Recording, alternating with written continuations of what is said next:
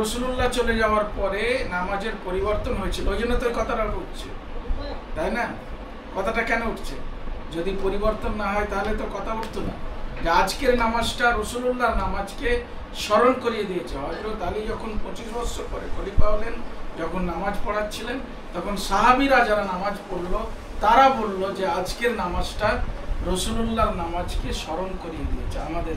তাহলে আমরা ভুলে গিয়েছিলাম না ছেড়ে দিয়েছিলাম? যাই হোক, তাহলে তারপরে এই ধারায় যে মাওলা আলী, তারপরে ইমাম হাসান হুসাইন, যে হুসাইনের মান্যওয়ালা কারবালার পরে যদি দুটো ধারা হয়, একটা হচ্ছে হুসাইনি ধারা, একটা এজিদি ধারা। হুসাইনি ধারায় সবাই হাত ছেড়েই নামাজ পড়ে। যখন ইমাম জাফর সাদিক আলাইহিস সালাম ইনি যখন আম মাদ্রাসা খুললেন, একদম সেখানে অনেকেই এলো, বিভিন্ন ধর্মের মানুষ, নাস্তিকরাও, বিভিন্ন ধর্মের খ্রিস্টান, তারাও সব, ইহুদিরাও পড়তে এলো। তো পড়ার পরে যখন তারা মুসলমান হলো, এবং পড়ার পরে ওখানে আবু হানিফা, মালিকি, শাফি, হাম্বলি ইনারাও ছাত্র ছিলেন। ওই ধারার মালিকি বলে একজন, ইমাম মালিক বলে একজন, তিনিও পড়তেন। তিনি ডাইরেক্ট ইমাম জাফর সাদিক আলাইহিস সালামের ছাত্র ছিলেন। তো তিনি ইমাম জাফর সাদিক আলাইহিস সালাম থেকে হাত ছাড়া নামাজটাই নিলেন। আর তার নমুনা হচ্ছে আজও যারা মালিকি মাযহাব মানে তারা এই দুনিয়াতে সুন্নি নিজেদের বলে, কিন্তু হাত ছাড়া নামাজ। কথা বুঝে গেল? তারা সুন্নি, নিজেদের সুন্নি বলে, কিন্তু তারা হাত ছেড়ে নামাজ পড়ে। তাহলে হাত ছেড়ে যে নামাজটা রাসূলুল্লাহ এবং মাওলা আলী হয়ে 12 ইমাম এবং এই ধারাতে যে হাত ছেড়ে নামাজটাই সঠিক, এর প্রমাণ দিচ্ছে আজকের আহলে সুন্নাতের একটা ভাগ মালিকি ধারা। যদি বলে আমাদের সুন্নিদের মধ্যে নেই, তোমাদের সুন্নিদের মধ্যেই আছে। ইমাম মালিক আলাইহিস সালাম উনি পড়েছেন, এবং ইমাম মালিকের অনুসারী যারা আজও দুনিয়াতে আছে তারা নামাজ পড়ে। আমি যখন 2016 সালে হজে গেলাম, তা আমার সামনে একজন হাত ছেড়ে এরকম নামাজ পড়ছে, আর আমি পেছনে হাত ছেড়ে নামাজ পড়ছি। তো আমি তো তাকিয়ে আছি, সৌদি আরবের বুকে হাত ছেড়ে নামাজ পড়ছে। তো আমি নামাজের শেষে তার কাছে গিয়ে, সে যখন আমি তার কাছে গেছি, যার পরে সে ভয় খেয়ে না মাথা ঘুরিয়ে নিয়েছে। সে ভেবেছে সৌদি গভর্নমেন্টের কোনো পুলিশের এজেন্টের প্রবলেম। আমি বলি না ভাই, আমিও মানে হাত ছেড়ে নামাজ পড়ি, মানে তাকে উর্দুতে বলছি। তো সে ছিল পাকিস্তানের লোক। তো আমি বলি আপনি হাত ছেড়ে নামাজ পড়ছেন, উর্দুতে কথা হচ্ছে। তখন তিনি বলছেন যে আমি মালিকি মাযহাবের হাত ছেড়ে নামাজ পড়ি। তাহলে এই যে হাত ছেড়ে নামাজ আজও আছে দুটো ভাগে, দুটো ধারায়। একটা হচ্ছে যারা শিয়া, যাদেরকে আমরা শিয়া বলি, তারা না হাত ছেড়ে নামাজ পড়ে। আর একটা হচ্ছে মালিকি ধারা, তারা হাত ছেড়ে নামাজ পড়ে। যেটা আপনার ওই কি বলে, ওই বারাসাত দত্তপুকুরের দিকে যে নামাজটা পড়ে মুমতাজুল ইসলাম যে ওয়াজ করে, দেখেছেন? আহলে হাদিসরা এখানে, ওটা কি এই মতে? না না না, আহলে হাদিসরা এখানে ওরা বুকে হাত, হানাফিরা নাভির উপরে আর নাভির নিচে, আর আহলে হাদিসরা বুকে, আর মালিকি আর আহলে বাইতের চাহনাওয়ালারা, যারা শিয়া বলা হয়, তারা হাত ছেড়ে। এখন তুমি প্রশ্ন করবে যে তাহলে এই হাত বাঁধাটা এলো কোথা থেকে? হযরত ওমর খেলাফত ছিল, উনি 10 বছর খেলাফতি করেছেন। ওনার জামানায় পারস্য বিজয় হয়েছিল, মানে আজকের যে ইরান বিজয় হয়েছিল, মানে মুসলমানরা যুদ্ধ করেছিল, জয় হয়েছিল। তো জয় অনুযায়ী কিছু বন্দী হয়েছিল, মানে ওরা ছিল অগ্নি পূজারী, আগুনকে পূজা করত। এখনো যারা পারসিক তারা আগুন পুজো করে। আমাদের এই ভারতের এরাও তো আগুন পুজো করে, বিয়ে বাড়ি যে আগুন, অনেক আছে।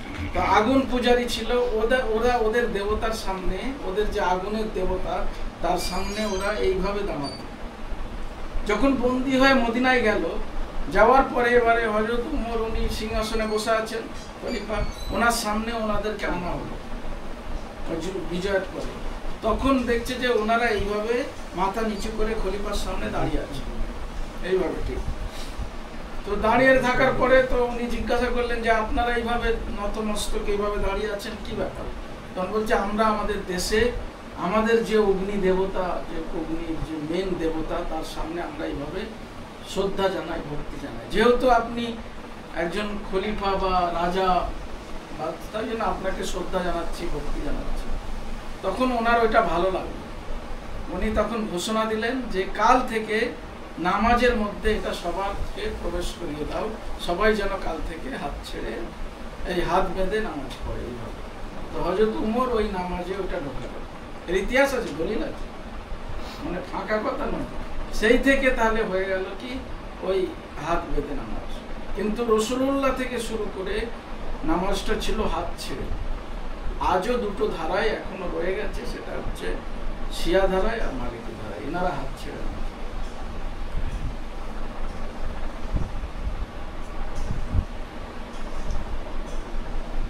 यार किस पूछना वजू की करो, वजू क्यों कर रहे हो? এই যে নামাজটা ভাইজান, এটা কি নামাজ? ওটাও নামাজ, এবারে ওই হাত ছাড়ার এটা ওখানে আইলা হাদিস, আইলা হাদিস। এটা ইহুদিরা আবার বাঁধে, ইহুদিরা এই ঠাকুররা দাঁড়াতে যায়, অনেক মূর্তি আছে এটা পড়া যায়। মানে এই নামাজটা ইহুদিদের নামাজ। হ্যাঁ, ইহুদিরা। কোরআনে আরেকটা আয়াত আছে, রেফারেন্স আয়াত, মানে একটা হচ্ছে সূরা আরাফের 29 নম্বর আয়াত, যে তোমরা সেইভাবে নামাজ পড়ো যেভাবে দুনিয়াতে এসেছো। দুনিয়াতে আমরা মায়ের গর্ভ থেকে যেভাবে এসেছি, আর দুনিয়া থেকে তোমরা যেভাবে চলে যাবো সেইভাবেই নামাজ পড়ো। তাহলে দুনিয়া থেকে যাওয়া আসাটাই হচ্ছে হাত বেঁধে নয়, হাত ছেড়ে। তাহলে হাত ছেড়ে নামাজের দলিল এই একটা কোরআনের। আর একটা আছে যে আকাশে, মুক্ত আকাশে পাখিরা মানে তারা যে ইবাদত করে, সবাই ইবাদত করে, পাখি, পশু, গাছপালা সবাই ইবাদত করছে। পাখিরা ইবাদত করে তাদের ডানা মেলে, মানে ডানা ছেড়ে আর কি, ডানা বেঁধে না। কোরআনে আরেকটা আয়াত আছে, ওইটার দলিলটা আমার এই মুহূর্তে মানে আয়াত নাম্বারটা মনে নেই, আমি পরে আপনাদের হোয়াটসঅ্যাপে দিয়ে দেবো। তো এটা হচ্ছে কোরআনের দুটো স্পষ্ট দলিল। এবং হাদিসে আছে, রাসূলুল্লাহ বলছেন যে তোমরা সেইভাবে নামাজ পড়ো যেভাবে আমাকে পড়তে দেখো। এখন আপনি প্রশ্ন করবেন, আমরা প্রশ্ন করবো, রাসূলুল্লাহ আপনাকে তো এখন আমি দেখতে পাচ্ছি না, আপনি তো পর্দা নিয়ে নিয়েছেন আর 1400 বছর আগে, তাহলে যেইভাবে আমাকে পড়তে দেখো, এই হাদিসটা তাহলে কি ওই 1400 বছর পরে মনসুখ হয়ে যাবে? ওই হাদিসটা কি রিজেক্ট হয়ে যাবে? আল্লাহ রসুলের কোনো কথা কি রিজেক্ট হতে পারে? যে রসুল কি এইরকম কথা বলবেন যে 1400 বছর পরে আর চলবে না? কারণ রসুল বলছে তোমরা সেইভাবে নামাজ পড়ো যেভাবে আমাকে পড়তে দেখো। তা আমি তো রসুলকে দেখতে পাচ্ছি না। কাল হাসরের ময়দানেও রসুলকে আমি জিজ্ঞাসা করবো, ইয়া রসুল্লাহ, আমি তো যে জায়গায়, যে দেশে, যখন আমি দুনিয়াতে আল্লাহ পাঠিয়েছেন 1400 বছর পরে কোথাও উলবেড়িয়ার একটা গ্রামে, সেখানে আমি তাহলে গ্রামের মসজিদে যা দেখেছি সেইভাবেই নামাজ পড়েছি, আমি তো আপনাকে দেখিনি। তা আল্লাহ রসুল তখন কি বলবে? যে যাও, মাফ হয়ে গেল। আল্লাহ কি বলবে? যাও, মাফ হয়ে গেল। তা আল্লাহ তার রসুলের তরিকা মতে দেখে নেবে ঠিক মতো ইবাদত করেছে কিনা। তাহলে এই হাদিসটার স্পষ্ট হচ্ছে রসুল ওই জন্য পরে রেফারেন্স হাদিস দিয়েছেন যে আমি 14টা মোহাম্মদ, মানে আমার পরে মোহাম্মদ রেখে যাচ্ছি আরো। এই হাদিস আছে, আমার পরে আমি একা মোহাম্মদ নয়, আমার প্রথমেও মোহাম্মদ, মাঝখানেও মোহাম্মদ, শেষেও মোহাম্মদ। তার মানে আলীও মোহাম্মদ, হাসানও মোহাম্মদ, হুসাইনও মোহাম্মদ, ইমাম মাহাদি আলাইহিস সালাম উনিও মোহাম্মদ। তাহলে আমাকে দেখো, আমি মোহাম্মদ, আমাকে দেখো সেইভাবে যেভাবে নামাজ পড়ছো।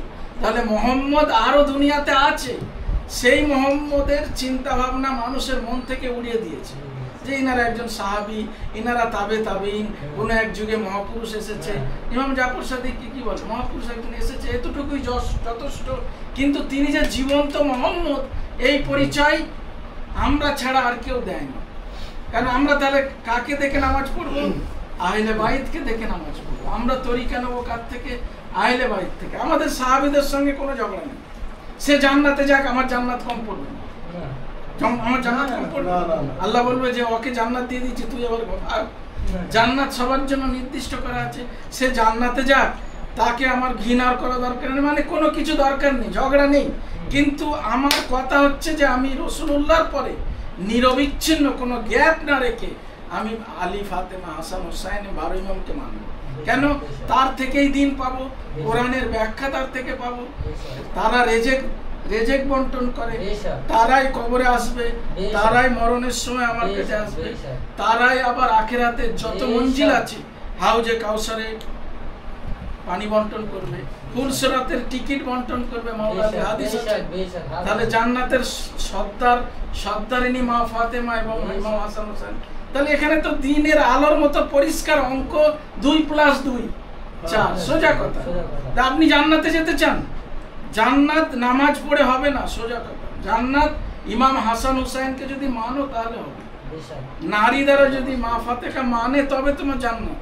তুমি নামাজের বড় বোঝা নিয়ে গেলে, ইবাদতের বড় বোঝা নিয়ে গেলেও জান্নাত পাবে না। জান্নাতের মালিক হচ্ছেন হাসান হুসাইন এবং মা ফাতেমা। হ্যাঁ, শর্ত আছে কি তোমার ইবাদত দেখবে, কিন্তু তোমার যদি ইবাদত কমতি হয় তখন কে দেখবে? তুমি কি গ্যারান্টি দিতে পারবে যে আমার যা ইবাদত সঞ্চয় হয়ে গেছে ওইটাই কাফি? কাফি নয়। তাহলে কাফি হচ্ছে ইমাম হাসান হুসাইন। তার থেকেও বড় কথা হচ্ছে যে কাল হাসরের ময়দানে নামাজ দেখা হবে না, ইবাদত দেখা হবে না, দেখা হবে তুমি কোন ইমামের সঙ্গে। যার ইমাম ঠিক তার সব ঠিক। আমার ইমামকে এটাই তো ডিপেন্ড করছে না।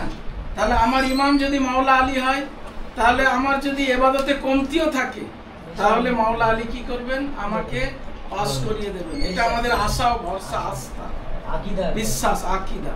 তাহলে আমি ইমাম সহ দেখবো তুমি কি হাত ছেড়ে পড়েছো, হাত বেঁধে পড়েছো, ওটা আল্লাহর কাছে আহম বিষয় নয়। আহম বিষয় হচ্ছে তুমি কোন ইমামের সঙ্গে উঠছো। আমার যদি ইমাম কথার কথা আবু হানিফা হয়, তা আবু হানিফার সঙ্গে আমি ওই ইমাম রিজেক্ট হবে না, আল্লাহর দরবারে গৃহীত হবে? রিজেক্ট হবে। কারণ ইমাম, এই কথাটা খোদা যখন বলেছে যে সূরা বনী ইসরাইলের 78 নম্বর আয়াত, সূরা বনী ইসরাইলের 78 নম্বর আয়াতে আল্লাহ বলছে কাল হাসরের ময়দানে আমি তোমাদের ইমাম সহ তুলব। তো কোরআনে যখন ইমাম শব্দটা আছে, এই ইমাম কে নির্বাচন করবে? এবারে বলেন, প্রশ্ন, কে নির্বাচন করবে?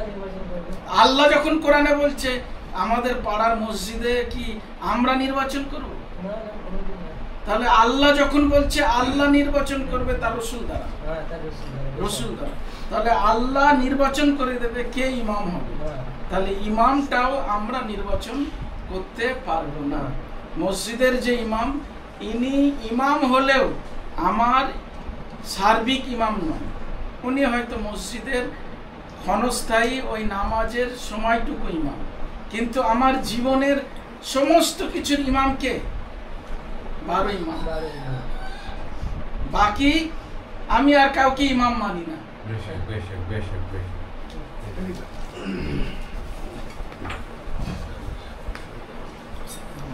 বাকি আমি কাউকে ইমাম মানি না। ইমাম আল্লাহ নির্বাচন করবে, এবং ইমামের কয়েকটা বৈশিষ্ট্য আছে। সেই বৈশিষ্ট্যটা আজকে আলোচনা হবে, ঠিক আছে? মৌলানা সাহেব আছেন, উনি আলোচনা করেন। আমি কয়েকটা বলে দিই। বৈশিষ্ট্যের মধ্যে একটা বৈশিষ্ট্য হচ্ছে যে আপনি ইমাম কি করে বুঝবেন যে ইমামটা আল্লাহর তরফ থেকে? প্রথম হচ্ছে যে যাকে রসুল নির্বাচন করবে। দ্বিতীয় হচ্ছে সে রসুলের, সে নবী নয় কিন্তু সে নিষ্পাপ হবে, মানে বেগুনাহ হবে, তার কোনো গুনাহ থাকবে না। প্রথম হচ্ছে আল্লাহ এবং রসুল নির্বাচিত হবে। সেই জন্য আমরা গাদিরে খুম মানি। গাদিরে খুমে ওই ইমাম নির্বাচনেরই ঘোষণা হয়েছিল, এলান হয়েছিল। পুরো 12 ইমামেরই ঘোষণা। তাহলে ওটা তো একটা আনুষ্ঠানিক ঘোষণা। এবং তাহলে নিষ্পাপ হতে হবে, এবং তা সত্ত্বেও তারা ফাতেমার বংশ থেকে হতে হবে। মাওলা আলীর কিন্তু অন্যান্য স্ত্রী আছেন, তারা কিন্তু আমাদের সামগ্রিক ইমাম নয়। হ্যাঁ, আব্বাস আলমদার উনি আমাদের সত্য, ভক্তি, ভালোবাসা, মহব্বত, আকীদা, বিশ্বাস ওনার প্রতি আছে, কিন্তু উনি 12 ইমামের মধ্যে নয়। হ্যাঁ, ইমাম নয়, যেটা যে ইমামটা মা ফাতেমার রক্ত থেকে হবে। তো এটা শর্তের মধ্যে একটা শর্ত যে মা ফাতেমার রক্ত ধারাই হতে হবে। তাহলে তিনটে বললাম। একটা হচ্ছে আল্লাহ এবং আল্লাহ রসুল নির্বাচিত হতে হবে। দ্বিতীয় হচ্ছে নিষ্পাপ হবে, তাদের কোনো গুনাহ থাকবে না, না আগে না পরে। মানে পরেও কোনো গুনাহ নেই, আগেও কোনো গুনাহ নেই। আর তারা হবেন ফাতেমার বংশ থেকে, রাসূলুল্লাহ প্রথম। তো যাই হোক, আমি এখানে আলোচনা সমাপ্ত করছি। প্রশ্ন উত্তরে আবার আলোচনা হবে। এখন মৌলানা রিজন সাহেব উনি আপনাদের সামনে আলোচনা করবেন। মোহাম্মদ আলী মোহাম্মদ বুলন্দ সালাত আল্লাহুম্মা সাল্লি আলা মুহাম্মদ ওয়া আলি মুহাম্মদ। নারায়ে হায়দারে, আলী নারায়ে হায়দারে, আলী নারায়ে হায়দারে, আলী। কাউকে সুন্নিও ভাবতে হবে না, আর নিজেকে শিয়াও ভাবতে হবে না। আপনি নিজেকে মুসলমান ভাবেন, এবং কি তফাৎ এটাই কি, তার কাছে 70% কম আছে, আমার কাছে 70% বেশি আছে।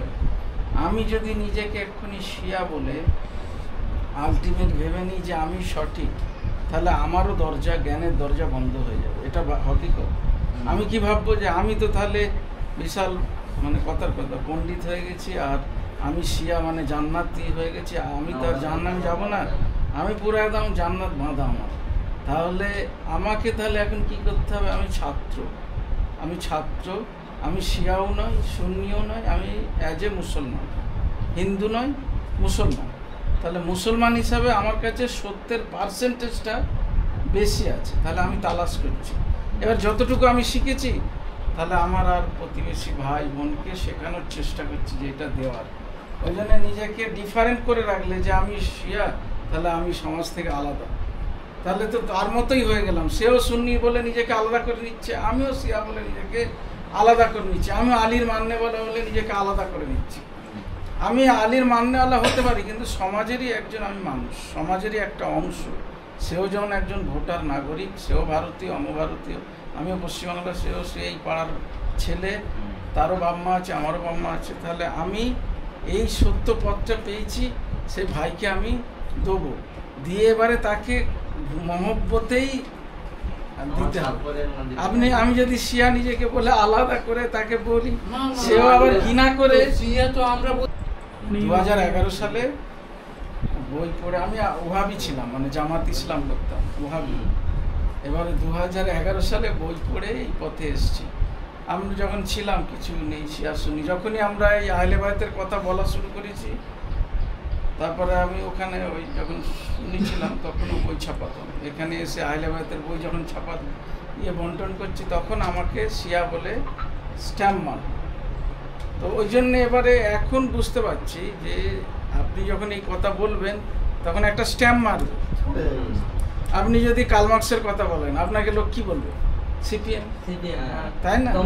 আপনি যদি মমতার কথা বলেন, তো আপনাকে কি বলবে? তৃণমূল। তো আপনি ওই আলীর কথা বলেন বলে আপনাকে শিয়া স্ট্যাম্প মারে। ওই জন্য আমি বলছি যে মারুক, এমনও জায়গা আছে, কিন্তু আমি নিজেকে শিয়া বলে ওর সঙ্গে আলাদা করব না, ওর সঙ্গেই মিশে থাকবো। ও আমার একটা ভাই, ওকে যদি আলাদা করে দিই, তাহলে ও তার সত্য পাবে না। একটা ফিতরত আছে, ফিতরত কি, সেটা আল্লাহ রাসূলও বলেছেন, হে আলী, তোমার উপরে মুসিবত তুফানের মতো ধেয়ে আসবে। মওলা আলীকে রাসূল বলছেন, হে আলী, তোমার উপরে মুসিবত তুফানের মতো। তুফান কেমন আসে? এক মুহূর্তে সব ধ্বংস করতেন, তুফানের মতো ধেয়ে আসবে।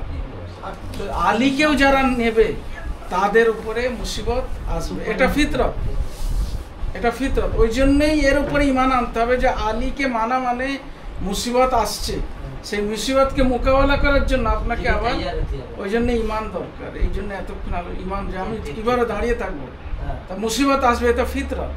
সেই মুসিবতে আপনার প্রথম মুসিবত হচ্ছে আপনাকে শিয়া বলবে, এটা একটা ফার্স্ট। ইনশাআল্লাহ ঈমানে কমজোরি নেই আমাদের, মওলার দম যতক্ষণ আমাদের ভিতরে আছে, মুখকে বন্ধ করতে পারবে ইনশাআল্লাহ। এবারে সেই ফিতরতে আপনার আরো আছে, আপনাকে এক ঘরে করে দেবে, করতেও পারে। আপনাকে হয়তো এখানকার মহল আলাদা, আমাকে তো এক ঘরে করে দিয়েছিল। আমার ঘরে 1200 লোক হামলা করেছিল, আমি 6 মাস ঘরে যেতে পারিনি, থানা পুলিশ হয়েছিল। একদিন এক রাত যেদিন হামলা হয়, সেদিন আমার ঘরে পুলিশ পিকেট দিয়েছিল, পুলিশের তরফ থেকে। তো এরকম এগুলো ফিতরত, এটা আমরা জানি, কারণ আমরা যখন জামাত ইসলাম করেছি তখন আমরা মার খেয়েছি, আবার যখন আহলে বায়তের পথে এসেছি তখন আমাদেরকে মার দেওয়া হয়েছে। তো এই জন্য এই ফিতরত অনুযায়ী আপনার হামলা হবে, মানুষ অপবাদ দেবে, সেই অপবাদগুলো হজম করতে হবে। মাওলা আলীকে কত না অপবাদ দিয়েছে, কাফের, এটা সেটা, হাবি যাবি। এই যে মুয়াবিয়া প্রচার করে দিয়েছিল যে আলী নামাজও পড়ে না, মসজিদে যায় না। সেই জন্য যখন কুফার মসজিদে উনি শহীদ হলেন, তখন ওই খবর যখন শামে সিরিয়ায় গেল, তখন লোকেরা বলতে লাগলো আলী মসজিদে কি করছিল। তারা অবাক হয়ে গেছে যে মসজিদে কি করছিল।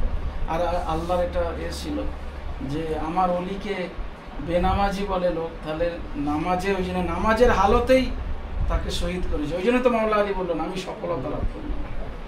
হ্যাঁ, ফুজতু বিরাব্বিল কাবা বললেন না, যে আমি কাবার শপথ, আমি সফলতা লাভ করলাম। তার মানে কি আমি আল্লাহর পথে ছিলাম, আল্লাহর পথেই শহীদ হলাম, সেই সফলতা। তো সেই জন্য তিনি এইভাবে সফলতার দেখিয়ে দিলেন। তো সেই জন্য এই পথে থাকতে গেলে আপনার অনেক ঝুট ঝামেলা, আমি যাবি, সমস্ত কিছু মোকাবেলা করেই বাঁচতে হবে। আর এও ফিতরত, এই পথে সব লোক আসবে না, কিন্তু আমার কাজ আমাকে করতে হবে, মানুষের কাছে পৌঁছাতে প্রচার করবো আর কালকে প্রচুর লোক হয়ে যাবে, ওই ভাবনা সম্পূর্ণ না। হ্যাঁ, আবার জোয়ার ভাটা হয়, লোক আসবে, দেখবেন আসবে লোক, আবার দেখবেন আপনার কাছে আপনারই খেয়ে আপনারই পরে অপবাদ দিয়ে চলে যাবে। তো এটাও ফিতরত, ওর এই কাজের ফিতরত। এটা রাসূলুল্লাহর সাথেই হয়েছে।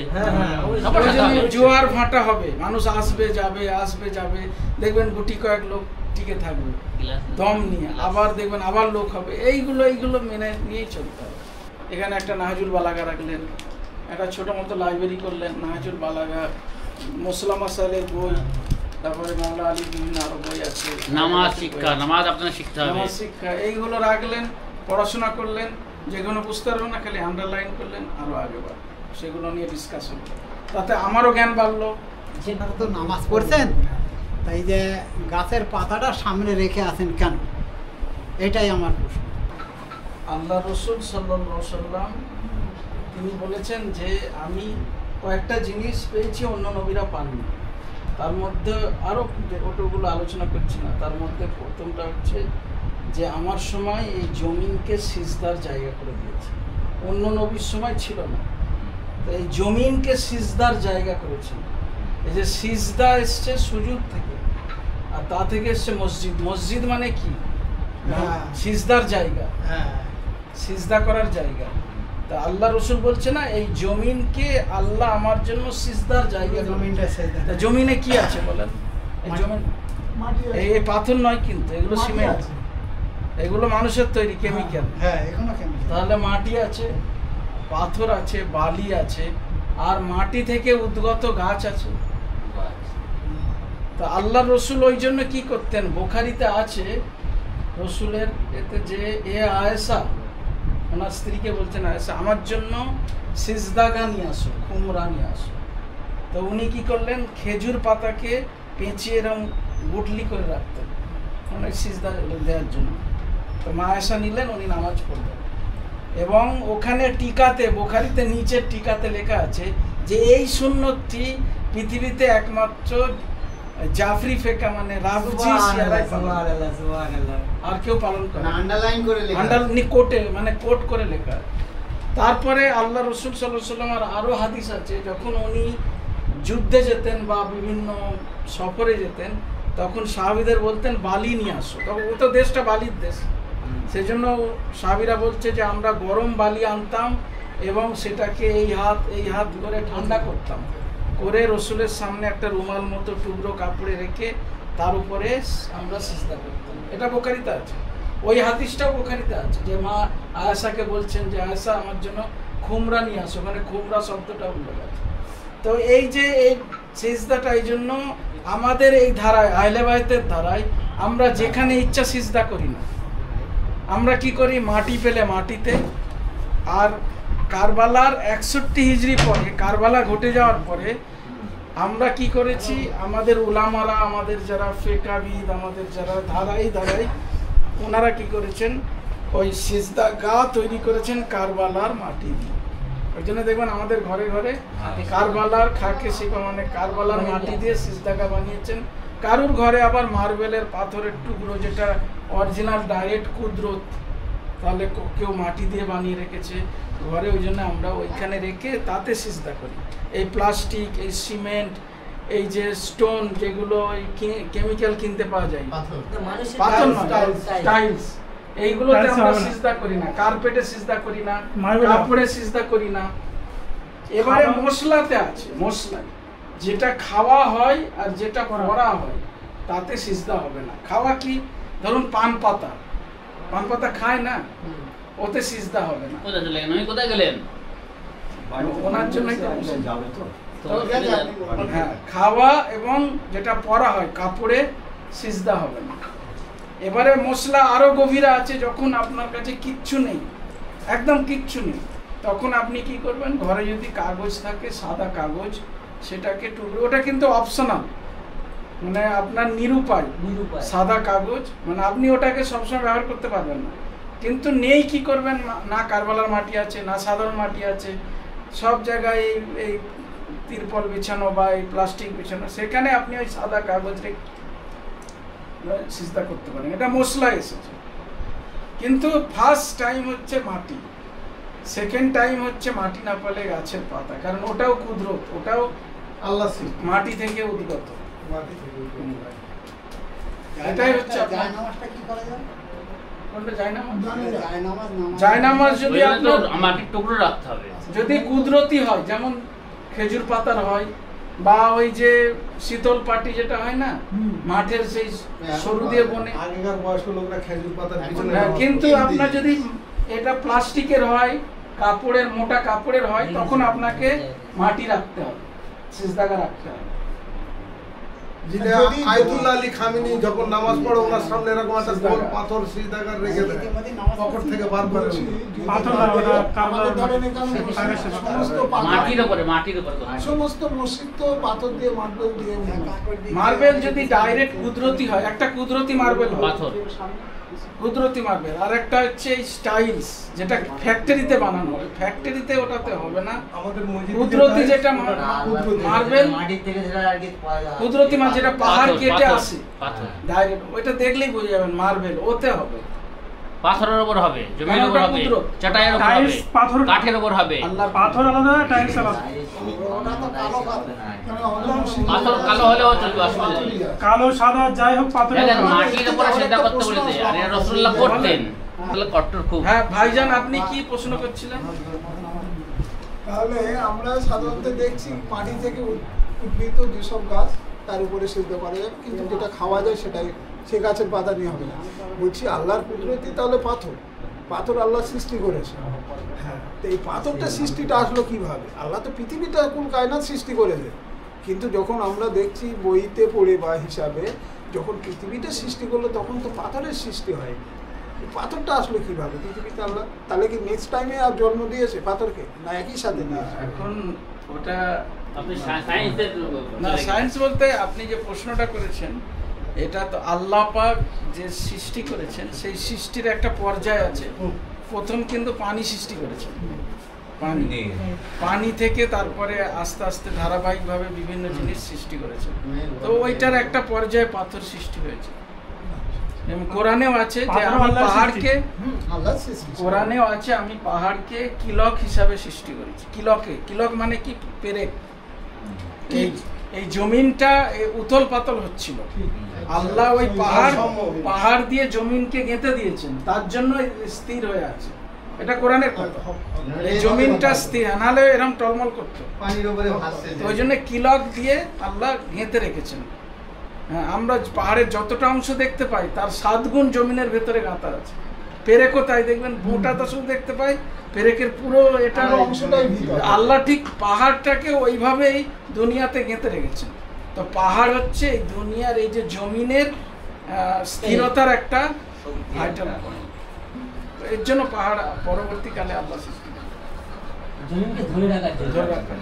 মানে পৃথিবীর ভারসাম্যহীনটা সামলা, পাথর, জল, পানি। আমরা যেটা দেখেছি যে পৃথিবী যখনই সৃষ্টি করেছে আল্লাহ পাক রব্বুল আলামিন, তখন পৃথিবী কিন্তু উথাল পাতাল হতে চলেছে, কোনো রকম স্থির করা যাচ্ছে না। স্বয়ং আল্লাহ পাক নিজেই বললেন যে এই পৃথিবীর যদি স্থির আনতে যায়, পৃথিবীকে যদি স্তব্ধ করতে যায়, এই টল্লা মলা যদি বন্ধ করতে চায় আমার এই দরকার একটা ভারসাম্য, তারপরেই আসলে তারপরে পাহাড় দিয়ে যে এই পাহাড়টাকে পৃথিবীর যে এই মাটির যে ঘনত্ব যেটাকে স্থির রাখবে যা দিয়ে, সেটা আরো মজবুত করতে হবে। এই জন্য এই মাটির থেকে ওই পাথরটা আরো মজবুত, আরো শক্ত। আগামী দিন যতই আসবে, যখনই পৃথিবীর ভারসাম্য পাথর কেটে কেটে নষ্ট হবে, তখনই পৃথিবী ধ্বংসের পথে থাকবে। তারপরে আরেকটা এর মধ্যে বৈজ্ঞান, ইসলাম পুরোটাই বিজ্ঞান সম্মত। যখন আমরা সিজদা করি না, সিজদা করার ফলে আমাদের এই যে কপালটা, এই যে অংশটা, এই অংশটা যখন মাটিতে যায়, মাটি আমাদের ভেতরের যে আমরা যে খারাপি গোনা বা যেগুলো সব কিছু করি, এইগুলো যা কিছু হয় শরীর থেকে, চোখ থেকে যা কিছু আমরা করি, সবগুলো ব্রেনে গিয়ে যায়। ব্রেনে যাওয়ার পরে ওই যখন আমরা সিজদা করি, সিজদার সঙ্গে সঙ্গে মাটি ওইটাকে অ্যাবজর্ব করে নেয়। এটা সায়েন্স বলছে। কারণ এই জন্য দেখবেন আপনি যখন পা বা শরীর 24 ঘন্টার মধ্যে যদি কিছুক্ষণ আপনি মাটিতে থাকেন, দেখবেন আপনার রোগ অনেকটা নির্মূল হয়ে যাবে।